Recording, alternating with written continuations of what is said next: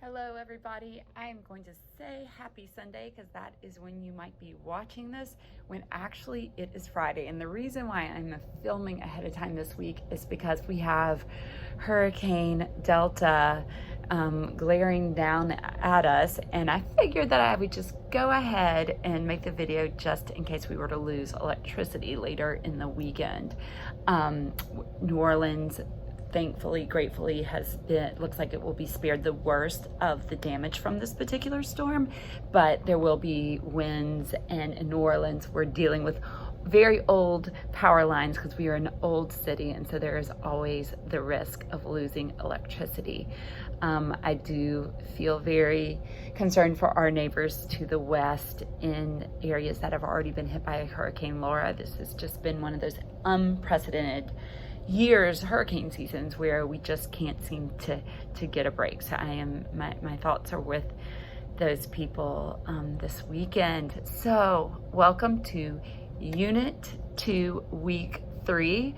What I consider to be one of the more playful, fun weeks of the semester. You are going to take a virtual trip to the World Happiness Summit, which is kind of funny because I used to think that sounded so hilarious when I'd say, like, you're going to a virtual conference.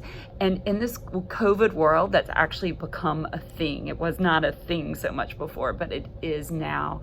I am going to share with you a very quick interview that I did with Tal Ben-Shahar, who is one of the world-renowned positive psychology researchers. I got to meet him and interview him for just a couple of minutes on a book that he just had coming out when I was at the World Happiness Summit 2 years ago, and it's something that we've used for GOA coursework in immediately follow. So it's just a little fun. It's kind of like, I don't know, think of the musician you'd love to see or the athlete you'd love to see, and that's kind of how I feel about him. So it was pretty cool.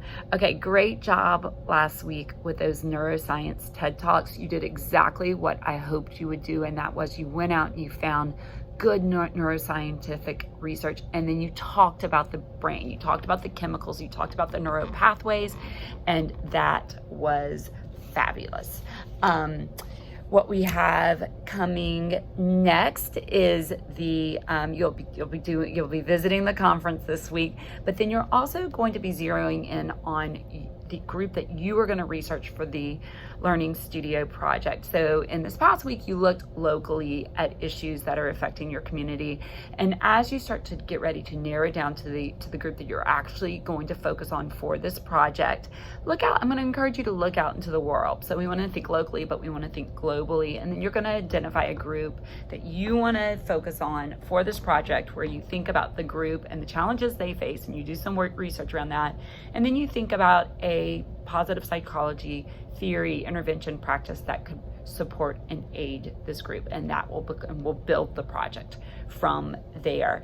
You know, a couple years ago when I first started teaching this class, 90% of the students decided that their focus group would be teenagers and the stress that they face. And I thought that was so interesting because it told me a great deal about the amount of stress that teenagers are under.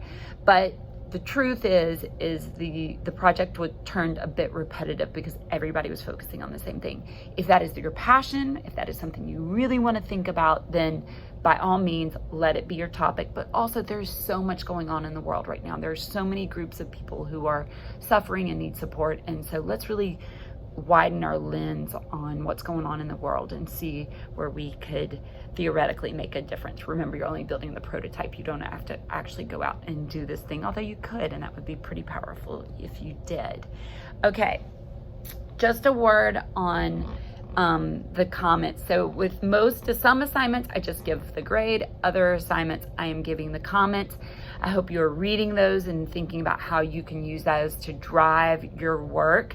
You did a great job of this when you took the comments that I'd given you with the positive psychology researcher assignment and then applied it before you did your neuroscience work. And so I want you organically, naturally doing that on your own. So please take the time to read feedback and comments from assignments. Okay, huge tasks that you have to accomplish this week. GOA sent you a survey that we asked that you fill out about this class. I need 100% participation on that because it's so important for helping us to figure out how that we can evolve, grow, and improve this class.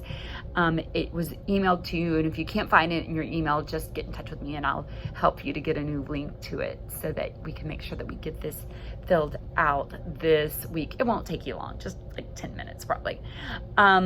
In 2 weeks, we're going to start reading the book Tribe. So make sure you've got your copy ready. I know it's been sitting around on a bookshelf. We'll dust it off in a couple weeks and get it ready to go. But other than that, I hope you guys have a great week. Oh, one other thing I realize I haven't mentioned yet, and I just want you to know it.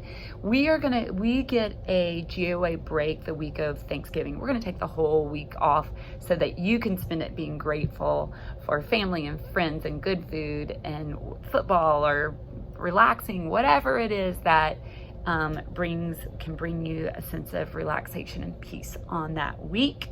And then finally, my direct twist of the day. If you could, this is kind of boring one. I'll promise not to make them this boring moving forward, but go find that survey, fill it out, and then just direct twist me that you watched the video and you filled out the survey, and then you're ready to start hopefully what's going to be a great week ahead. All right, take good care.